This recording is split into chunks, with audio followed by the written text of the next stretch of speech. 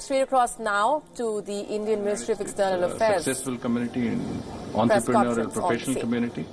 At the same time, I think there is a great deal of support in terms of the relationship even in India. There have been some press reports on the levels of support both for the relationship and President Trump, who's on a state visit here.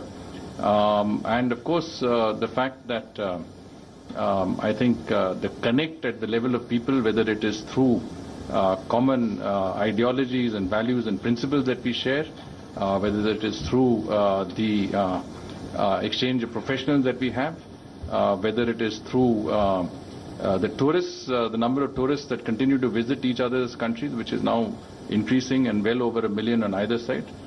These are very, very significant factors in a relationship. You can have a relationship which is based on trade. You can have a relationship that is based on defense. You can have a relationship that has a strong energy component. But I think a relationship that has a people-to-people connect is something which is unassailable. And this is what this visit reinforces, that connect between the people. If you want to add anything to any other aspect of the takeaway that you feel? I think you have added, you basically said on all these parts. I only underlined, I know this people-to-people connect looks, but when you see it from that side, the President of the United States coming here and thousands coming out to greet him, the message which goes back there is much more comprehensive than what normally is comprehended. So therefore, that part will be a major takeaway when people there see, and these pictures which are flashed in all the newspapers are put out. I think that's a very important point, is that we are looking at resonance of the visit within India, but what we have seen is a tremendous amount of interest in the United States in terms of coverage in television, articles, social media, think tanks, academia. It's also another aspect of reinforcing that connect between our countries. Let me come down to the trade part. I think what is very clear is that we have reached a certain level of understanding on trade issues. We need to bring that to closure.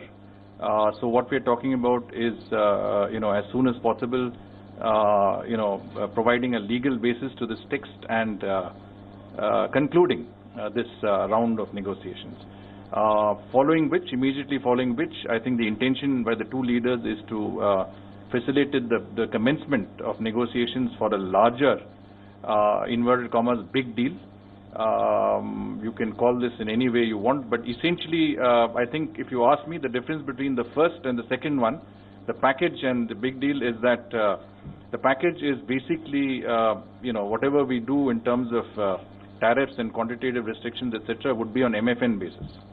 Whereas the second and more important agreement would be based on a bilateral agreement between our two countries. In other words, if we look at mutual tariff concessions, then we'll be extending it to each other's countries and not to our other trading partners. So that is the unique aspects of the second one. And of course, we expect the scope to be, and the value that it covers, to be much larger. On IPR, of course, I think we are still waiting for some elements from the US side to come in.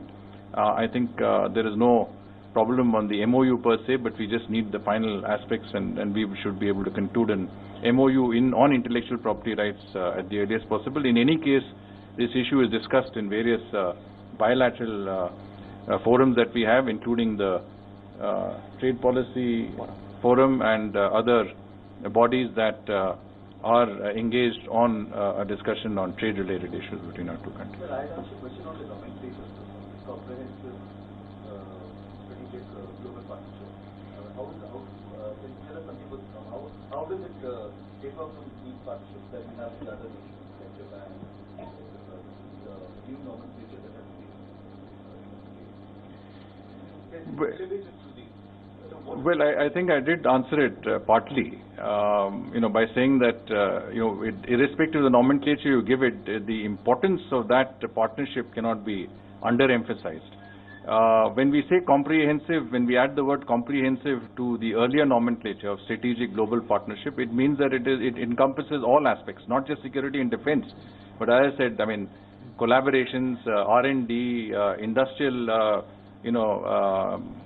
let's say joint ventures. It encompasses a vast area. We talked about, many of the initiatives that were taken up. So it's not just focusing on certain aspects that we would normally associate such partnerships with. So I think it means that it's a lot more than just normal strategic partnerships that are focused on certain aspects of our cooperation. I'll take the last round of questions. Manish. Sir, चूंकि आपने बताया कि दोनों country religious harmony के subject पर उनके बीच में discussion हुआ है, तो क्या हम लोग ये माने कि इसको लेकर दोनों कंट्री के बीच में पॉजिटिव पर्सपेक्टिव में ही बातचीत हुई, कोई कंसर्न नहीं जताया गया? मनीष, इसका जवाब तो उन्होंने दे दिया है, लेकिन मैं फिर इसके ऊपर छोड़ देता हूँ। मौसमी।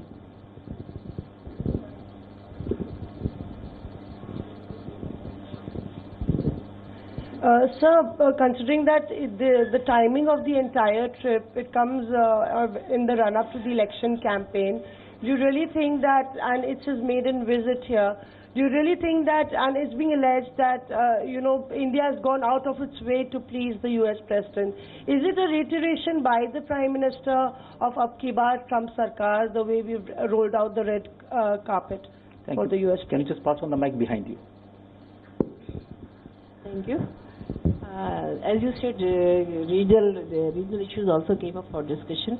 Just could you please share what was the crux of the discussion on Afghanistan? What were India's concern which is flagged to the US? Thank you. I'll take two more. Either. Were there any questions or surprise that former Prime Minister Manmohan Singh has decided to boycott the banquet, or was it thought to be irrelevant? I mean, you mean to say whether this was discussed? Yes.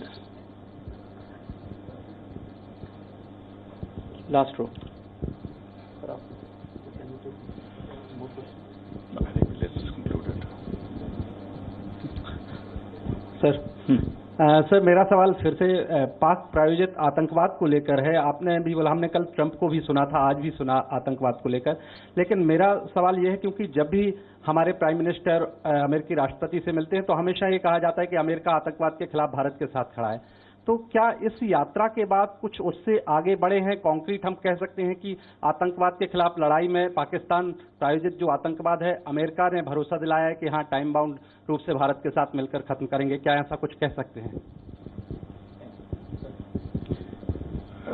Religious harmony पे जो आपने बात उठाया, तो इस पे जैसे मैंने कहा, रिलीजियस हार्मनी की बात जो हुई है पॉजिटिव दिशा में ही हुई है, और हालांकि सब जितना भी कॉन्वर्सेशन हुआ, डिस्कशंस हुए, सभी पॉजिटिव तौर पे ही हुआ।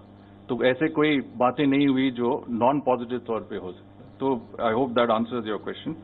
Election campaign, I think you someone mentioned about whether this is linked to elections.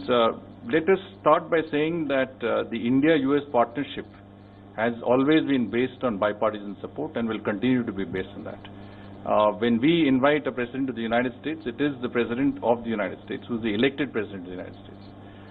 We have had President Obama here, we've had President Clinton here, we had President Bush here. They have represented the different parties that they were elected from, but at the end of the day, they're presidents of the United States. So I don't think we make a distinction between president who's from X party or Y party. As far as we are concerned, he represents the people of the United States, he represents the will of the people of the United States, and he represents for us the means of improving and enhancing our relationship with the United States. On Afghanistan, I think we certainly took note of the fact that there should be an agreement, if all goes well over the next 5 days, between the United States and the Taliban. Clearly, we are taking also note of some of the aspects related to the agreement. As you know, peace and stability in Afghanistan is extremely important for us as extended as neighbors of that country, and of course we would be watching developments there very carefully. I think we have a shared interest By we, I mean India and the United States have a shared interest in ensuring that there is a united, sovereign, democratic, inclusive, stable and prosperous Afghanistan. And that we support a peace process that is Afghan-led, Afghan-driven and Afghan-owned. And that peace and reconciliation process that results in a sustainable peace, cessation of violence, and of course elimination of terrorist safe havens and preservations of the gains made in the last 18 years. So I think some of this was discussed, although given the time constraints we couldn't have a lengthy discussion on this issue. The issue subject to the banquet didn't come up for discussion, so I can't comment on that. और आतंकवाद के बारे में जैसे मैंने कहा, इस मुद्दा ज़रूर इस पे बातचीत हुई थी, चर्चा हुई थी, और इस पर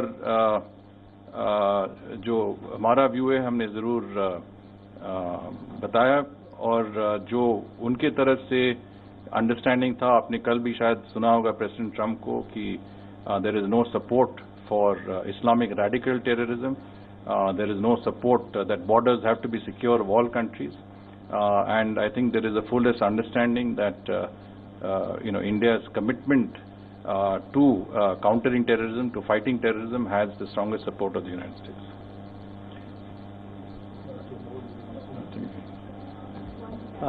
Foreign Secretary, he has to go for another. Okay, last question from Elizabeth. Last question, yeah. Elizabeth. You mentioned the Blue Dot infrastructure program. Is that linked to the Build Act? Is there any link with that, or is that something totally separate? That's all I wanted to ask.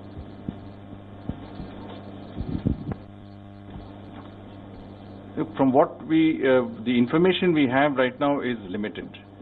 We know that this is an initiative, as I said, for the G7 plus Australia, to ensure that projects that are connectivity projects that are undertaken are transparent, have all the criteria that are important in terms of,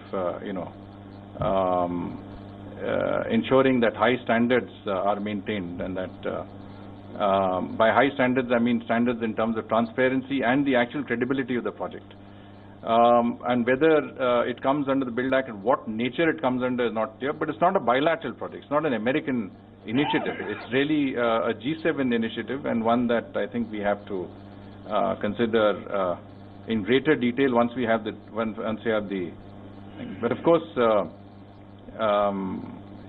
it's something that was started at the East Asia Summit in November 2019, and now is taken up at the G7 level. And we have asked for some more details and asked for that we would examine this and revert on this. So in other words, while the initiative has been put forward, and we have also, in broad terms seen it as being in broad convergence with regard to our own vision of the Indo-Pacific. As recall, the Prime Minister made a statement on our vision for the Indo-Pacific at the Shangri-La Dialogue. I think it was in 2018. This is something that clearly fits into some of the things that we have said. But this is in lines in terms of principles. But in the actual implementation, how it works is something that we have to see. Thank you very much, sir. Thank you, Ambassador Gaurang. Thank you very much. This concludes the special briefing. Thank you all for joining. We were listening in to the Foreign Secretary Harsh Vardhan Shringla elaborating on the discussions that have taken place between the two sides as a part of the bilateral talks. Just a quick reminder to our viewers who might just be tuning in. The discussions that took place between India and the United States focused on a host of issues. The Prime Minister has earlier in the day, while delivering the joint statement, alongside US President Donald Trump, has spoken about how the two leaders have decided to start discussions on what he calls a big trade deal. That was one key takeaway from the joint statement, given the fact that the trade discussions have panned out for months now without any conclusive point. So that was one crucial statement that came in, that a big trade deal might be on the horizon. The Foreign Secretary of India also commenting on how the issue of H-1B visas was discussed between the two leaders during those talks, also talking about how the two sides should be able to conclude a memorandum of understanding on intellectual property rights soon, and that Pakistan figured and was discussed in the talks between India and the United States. Remember, defense partnership being a crucial aspect of that relationship between India and the United States, and the President has earlier in the day during that joint statement also confirmed the $3 billion defense deal between India and the United States. Let's cut straight across now to our panelists joining us on the broadcast. For the moment, we have Amichai Stein, diplomatic correspondent, joining us live from Jerusalem. You have been, Amichai, closely monitoring the statements and the very interesting commitment, reinforcement of the commitment that's come in from both India and the United States during the bilateral talks, and the Foreign Secretary of India also emphasizing how counter-terror cooperation remains a prime focus of that partnership. So, like you said, the two main topics are probably terrorism and economy. We're seeing many statements on the will of the two countries and the commitment to fighting terrorism. We are talking, but we need to remember one thing, that Trump is a businessman. And a lot of times when you see him talk, for example, when he wants to strengthen India, when he wants to make India much more stronger in the fight against terror, he's thinking about how can I try and take the American businesses, the American military and terror fighting industry to help India do these things. So he's thinking also about, he wants India to be safer, he wants the tie to grow closer, but one of the ways he wants to do it is by bringing the American industry regarding terrorism, regarding the military equipment into India. He wants to cut deals. And this is, we need to remember, when Trump talks, by the way, we see with many countries, he mainly talks also business. So his interest is a strong India. His interest is in India who can fight its own, stand by itself, be a safer country against the terrorism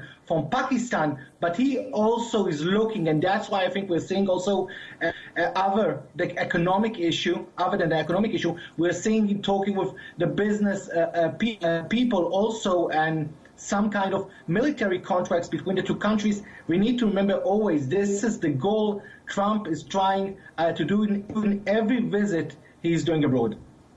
Absolutely, and like you said, one of the focus areas has been to increase investment and create more manufacturing jobs back home. And given that it's election year, that's all the more important for President Donald Trump. We're going to leave it there for the moment, though, Amichai. I appreciate very much you joining us with those perspectives. On that note, we're taking a very short break. That remains our continuing focus right here on Beyond World is One. Stay with us.